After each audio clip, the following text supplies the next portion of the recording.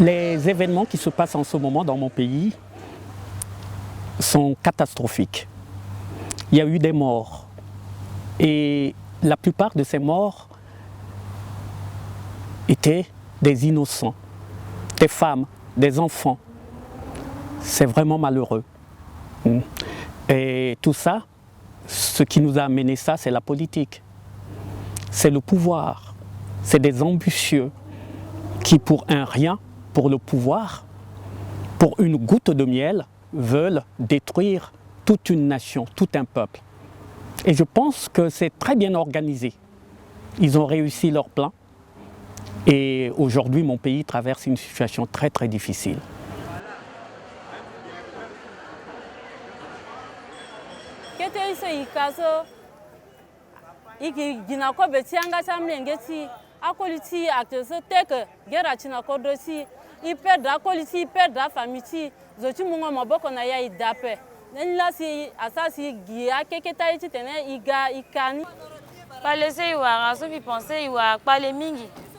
A koliti akui, a famiti akui, gbata akwa, gbata benaye apia da, moi kumba terati, a ikpe gina gere senge goilango gina leje. Bon, à ça aussi, il y a difficulté carrément dans Kototini. Pour le moment, c'est trop difficile pour nous les pêcheurs. C'est trop difficile par rapport à quoi? Parce que il n'y a pas d'argent pour le moment dans le pays. Le pays est en train de traverser une période de crise. Bon, c'est pour cela que nous, les pêcheurs, on souffre pour le moment. Là. Si c'est possible, qu'ils peuvent venir nous aider, afin que nous puissions nous aider à répondre à notre activité. Donc, les gamins de fois 100 francs, 300 francs, là, qui girent à ces voitures. Donc, carrément, on a aide à gars, les gars, on a garanti qu'on a billet sur le carrément, d'autres et à pêcher, à aider et vivre dans ces voitures.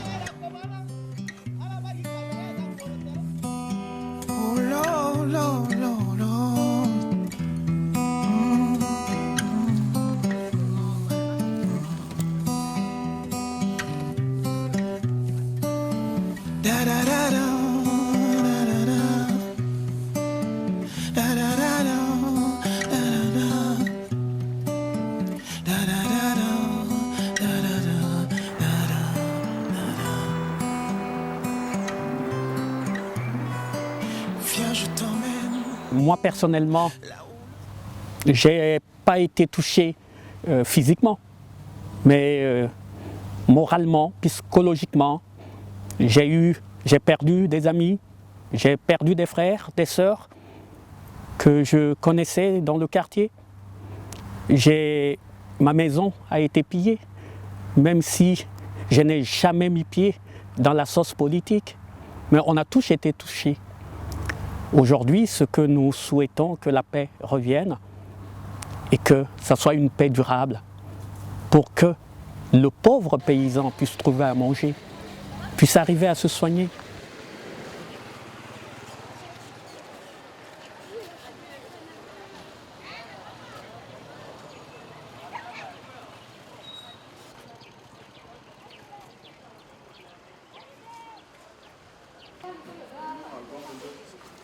Les difficultés, elles sont nombreuses et diverses.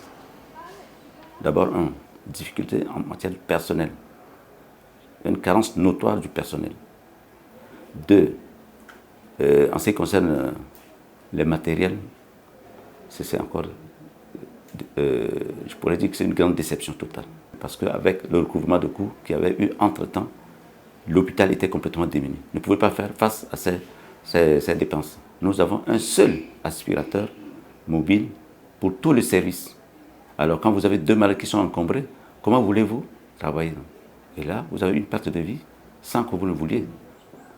Mais il faut savoir que quand même au niveau des centres hospitaliers, ce qu'on appelle la médecine hospitalière, je pense qu'elle est un peu abandonnée. Elle est un peu abandonnée.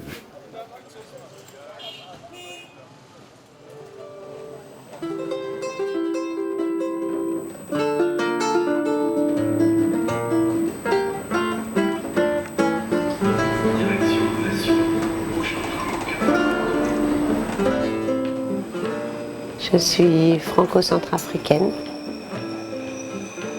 Je suis tombée amoureuse de la République centrafricaine il y a près de 18 ans maintenant. Et c'est bien plus tard que j'ai épousé un centrafricain. Donc je pense que l'amour qu'on peut avoir pour un pays n'est pas lié au fait d'être né sur le sol, sur le territoire ou pas. B-Africa est composé de deux mots, le mot B qui veut dire le cœur et Africa pour l'Afrique. C'est un mot que j'aime beaucoup parce que le cœur, c'est aussi l'amour. Donc c'est l'organe vital en fait. Et je pense que le Centrafrique est vital pour l'Afrique.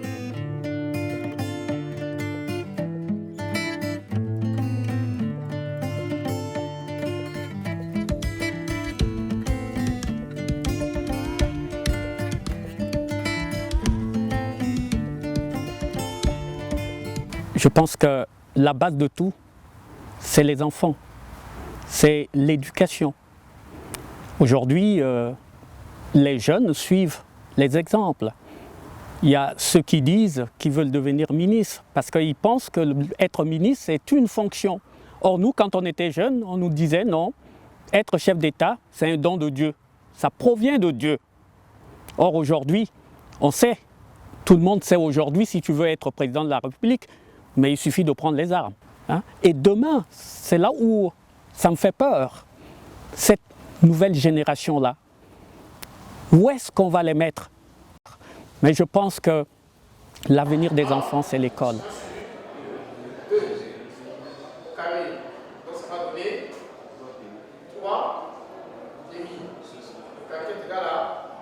Les Centrafricains ne connaissent pas beaucoup l'histoire de leur pays pour la simple raison que les programmes scolaires sont des programmes conçus en France par des Français et avec des contenus qui concernent la France. Donc un Centrafricain qui fait des études, qui va à l'école, connaîtra mieux l'histoire de France que l'histoire de Centrafrique.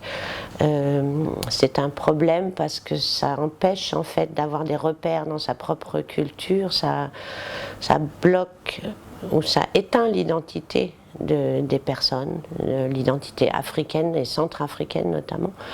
Donc je pense, dans tout ce contexte d'enseignement, je pense qu'il y a vraiment beaucoup de travail à faire pour remettre les valeurs africaines et centrafricaines dans un programme d'éducation qui permette aux gens de se reconnaître dans leur pays. Avec tout ce que nous avons vécu, avec tout ce que nous vivons pour le moment, on se rend compte que le système éducatif en Centrafrique n'est pas encore cela. C'est ce qu'on n'attend pas encore. On se rend compte que le système n'est pas encore doué et on n'est pas bien formé. On n'est pas bien formé du fait que bon, il y a trop de crises, il y a des choses qui adviennent et on se rend compte que voilà, on est toujours en stand-by. Donc je compte bien, si plaît à Dieu et que je finisse ma formation de KPPC, j'aurais vraiment souhaité partir ailleurs pour revenir après et voilà pour la suite au pays. Je tiens beaucoup à demander au gouvernement centrafricain d'aider les étudiants parce que nous sommes là, nous n'avons rien, de nous aider à continuer notre étude, à poursuivre dans notre étude. Les choses vont de mal en pire. On crée par exemple des établissements à but scientifique, mais ils n'ont pas de laboratoire, ni en biologie, ni en physique. Vous voyez, regardez même dans le domaine technique. On ne va pas continuer à former par exemple que des gens qui doivent s'abonner au chômage. Il fallait former les gens pour qu'ils servent le pays. Donc il fallait qu'on repense le système éducatif centrafricain. Il faut repenser et l'adapter à la situation actuelle. Il faut l'adapter. Nous avons la terre riche, nous avons beaucoup d'atouts. On ne doit pas continuer à former des gens pour être des chômeurs. C'est-à-dire qu'il faut multiplier les lycées techniques, créer d'autres lycées agricoles, créer des lycées à but d'élevage. Au lieu de former quelqu'un, il va passer 20 ans, 25 ans pour devenir littéraire, sachant qu'il n'aura jamais du travail. Qu'est-ce qu'on fait?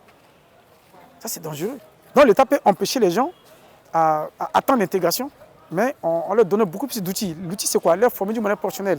Et quand quelqu'un est capable de produire, il n'a pas besoin de l'État, ni de n'importe qui. Vous voyez, et ça va même éviter à ce que, par exemple, les jeunes centrafricains partent dans des camps de réfugiés ou s'évadent ailleurs en quête d'une meilleure vie.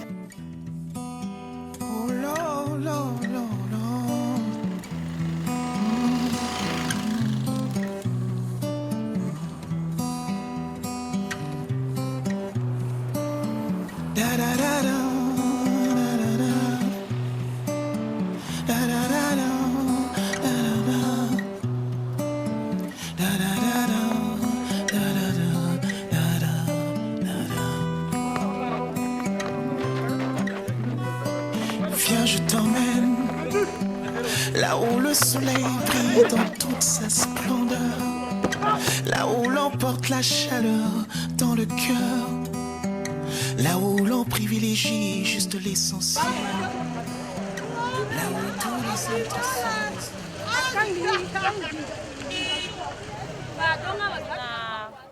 Nala sana kodo wande chite ala muma mboko na kodo chite ne kodo chi agwa devant carrément kodo chi ni akina precaution ni unda nala so na ngo so si guerre china kodo chi si ala pe ala amena voyager kiri bien sûr ala on so il faut la dabe chala na bagechi so iduchige ki bapasi aita chi minga ke bapasi na ngonda ambena bapasi ambeni iwa ko betite na iteya chi asinga njona idape amenga wara ko betite atape parce qu'on donne hôpital pengo hôpital ayekwe donc iuna na la tite la bangando na dochi so si imbage si qui souffrir actuellement.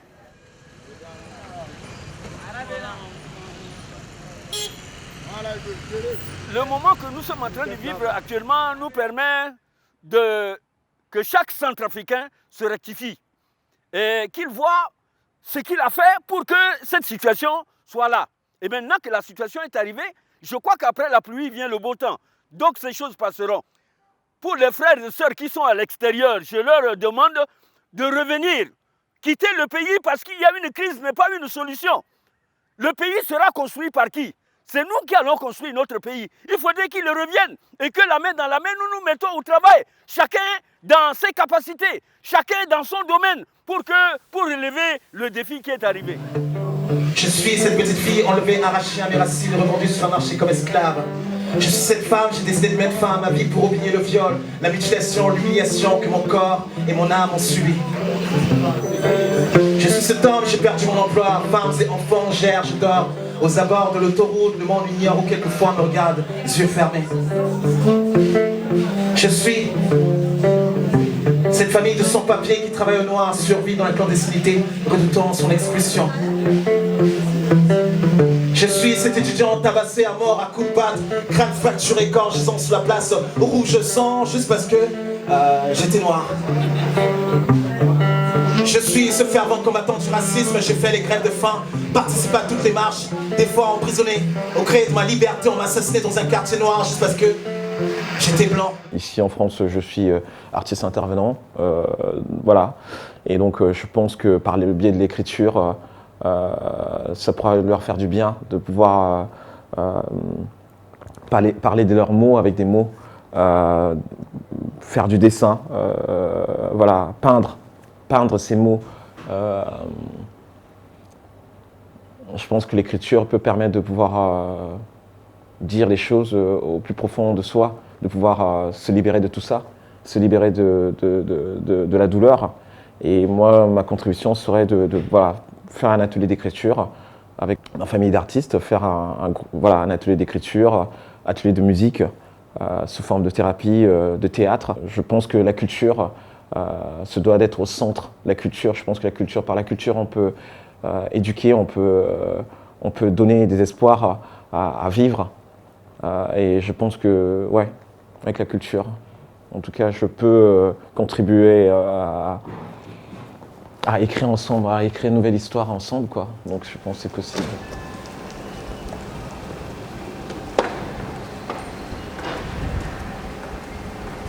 Je suis venue en France pour des raisons d'études, pour pouvoir acquérir des compétences que je ne pouvais pas avoir de l'autre côté. Et j'estime qu'il est de mon devoir à ce jour de pouvoir rentrer chez moi et mettre à profit ces compétences-là. parce que je me dis, ici en France, il y a des compétences similaires. Et donc, voilà, le besoin ne se fait pas vraiment sentir ici en France. Donc, ma place, c'est dans mon pays. C'est pour être de l'autre côté, apporter mon soutien, apporter le peu d'expérience que j'ai pu acquérir, mettre à profit dans des projets de développement. Et donc, je pense qu'il est important que chaque centrafricain de la diaspora, que ce soit en France ici ou dans d'autres pays, puisse se poser cette question pour dire que voilà, qu'est-ce que je peux faire pour mon pays, surtout dans ce contexte de reconstruction. Je pense qu'il y a beaucoup à faire. J'étais partie en 2012 pour un stage, je suis restée 4 mois pour palper la réalité, pour toucher les difficultés des doigts, ça a été le cas. Et malgré le contexte de crise actuelle, j'estime que ma place est là-bas et je pense que chaque Centrafricain vivant à l'étranger devait se poser cette question pour dire qu'à ce jour, face à cette immensité des besoins, qu'est-ce que je peux faire pour mon pays? Et je pense que chacun à sa place, tout est à refaire. Tout est à refaire à ce jour, donc je lance vraiment un vibrant appel aux Centrafricains qui résident à l'étranger de pouvoir mettre à profit leurs différentes compétences dans différents domaines, apporter ce soutien au pays parce que le pays a besoin de nous.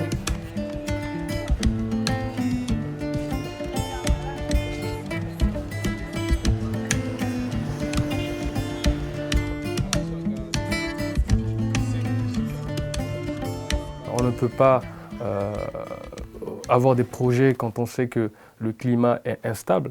Quel est aujourd'hui dans le monde un investisseur, je dirais peu importe, qui va venir investir dans un lieu où il y a une instabilité? Ce qu'on appelle un risque pays. Parce qu'il faut raisonner pas en termes de sentiments. En tant que Centrafricain, je veux dire, ok, je prends mes bagages, je rentre à Bangui, j'aime trop mon pays, je veux m'installer, monter une entreprise et développer les choses. Non. Pour moi, ça ne se passe pas comme ça. Il y a des conditions, il y a un écosystème qui doit être favorable à ce que les entreprises se développent pour pouvoir faire des choses correctement. D'accord? Pour moi, aujourd'hui, en étant à Bangui, moi j'y vais tous les ans, j'y vais minimum 2 fois à Bangui. J'ai aussi des entreprises à Bangui. D'accord? Je connais Bangui, je suis un Centrafricain certes qui vit en Europe, mais je connais, on va dire,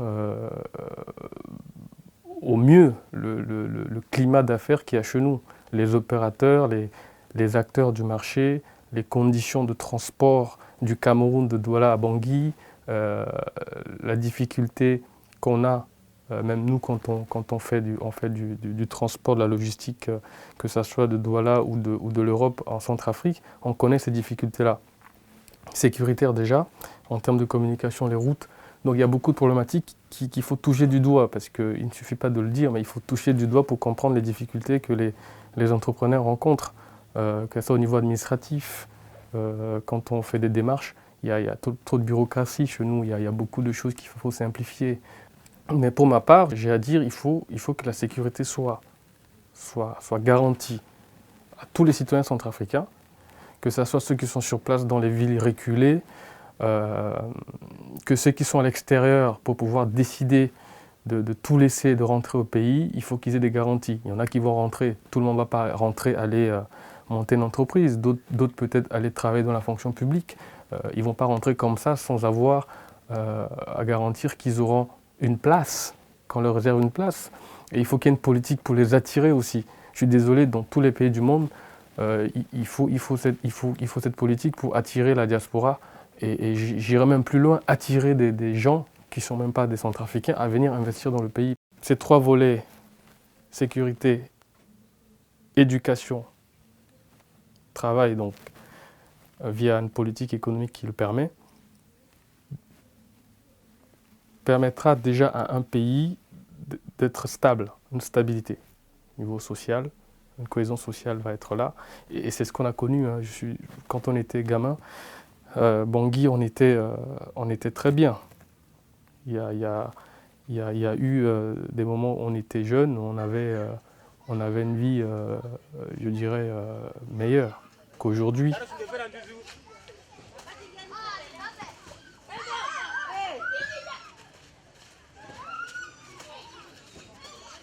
Je vais rentrer. Il y a un adage qui dit on est mieux chez soi. Il y a beaucoup de choses à faire.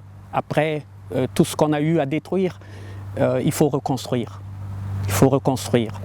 Je rentrerai au pays non pas pour amener le miracle, mais pour apporter ma modeste contribution en tant qu'artiste à cette réconciliation que nous cherchons.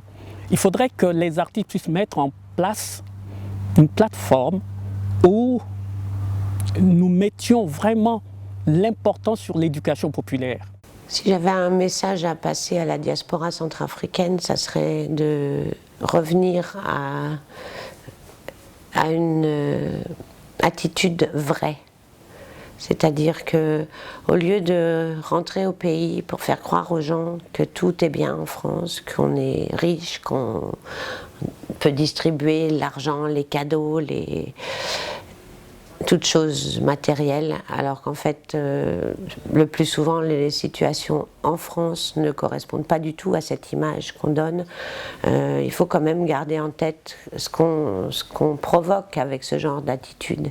Plutôt que de faire passer cette image-là, peut-être profiter des acquis qu'on a obtenus à l'étranger pour être actif sur place et inciter les gens à rester et construire le pays.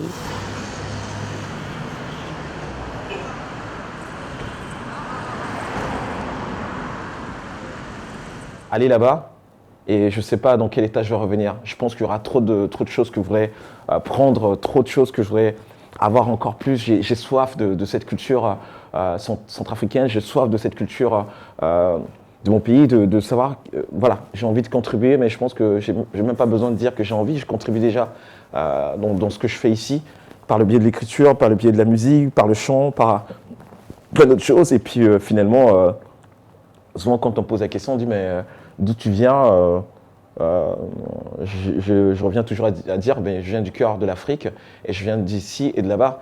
Et en même temps, quand on me demande c'est quoi le nom du pays, je dis Centrafrique, les gens ne savent pas où ça se trouve. Quoi. Ils disent c'est quoi? Oui, mais Centrafrique où? J'ai dit non, mais Centrafrique, au cœur de. Bon, on va prendre la carte, je suis obligé de. Voilà quoi, sortir mon portable, trouver la carte, dire mais voilà, tu vois le pays qui est au B-Afrique, tu vois au cœur là, ben, c'est.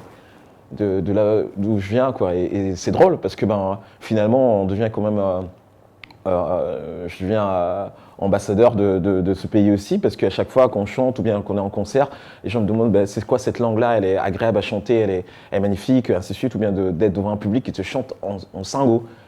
J'aurais aimé que eux là-bas qu'ils puissent l'entendre, qu'ils puissent le voir, de voir des gens qui sont bah, peut-être pas de là-bas mais qui chantent en singo dans un concert où tu vois les gens chanter Piati mama Piati mama timbi et tout un public chanter ça, c'est juste agréable quoi.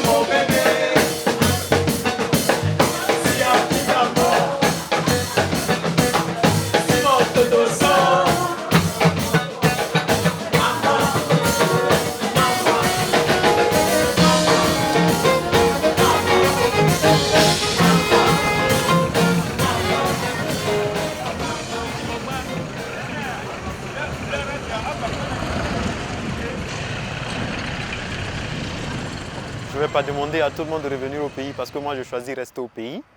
Mais ce que je leur demande, c'est de faire de sorte que les choses avancent. De loin ou de près, s'ils peuvent venir, s'ils trouvent que c'est possible de faire comme moi, de venir rester dans le pays et de résoudre ce problème, qu'ils viennent. Ils n'ont rien à craindre parce que c'est notre pays. Quel que soit ce qui va arriver à notre pays, quel que soit ce qui doit nous arriver dans notre pays, c'est notre pays. On ne peut pas fuir notre pays parce qu'il y a des milices, parce qu'on braque, parce qu'on tue, parce qu'on... Non, c'est notre pays. les gens qu'on tue, les gens qu'on braque, tout ça là, c'est pour des raisons. Il faudrait qu'on y soit, qu'on touche ces réalités demain et puis qu'on puisse essayer de résoudre le problème. Ça peut marcher. Be Africa, kodro jakotara, fade sobe, tie kwegi nangia, manga tiso, mozi ekwe nangba, ginangangu, tiamorenge timo, esala kwakwe natabetie, kwa timbeti wala kwa tiaka.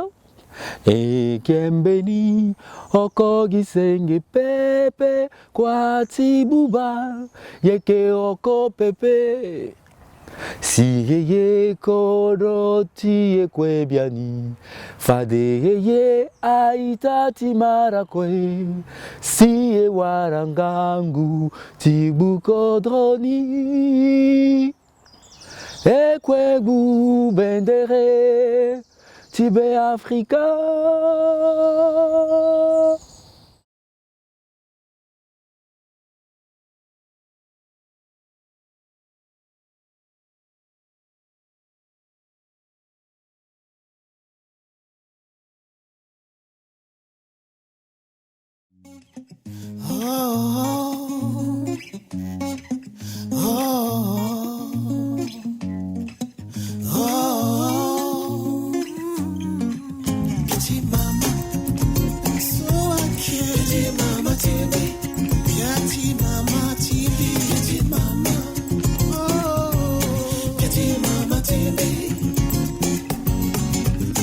De la beauté de tes étoiles, mon âme se dévoile.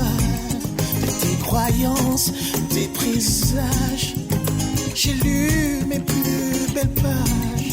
Comme un bateau face à l'orage, c'est toi qui protèges mes voiles. De ton sens du partage, j'ai hérité les plus belles toiles. Oh, maman, maman, maman, maman, maman,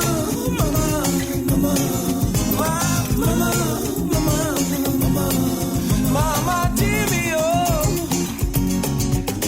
Berceau de mon humanité, ma terre promise, ma vérité. Et grâce à toi, j'ai vu le soleil se lever. Dans tes bras, enfant, j'ai rêvé. Cette mélodie, je la dédiée. Chaque note pour te remercier. Être une femme, c'est pas donné. Plus qu'un homme, la vie tu m'as donné. Oh, maman, maman.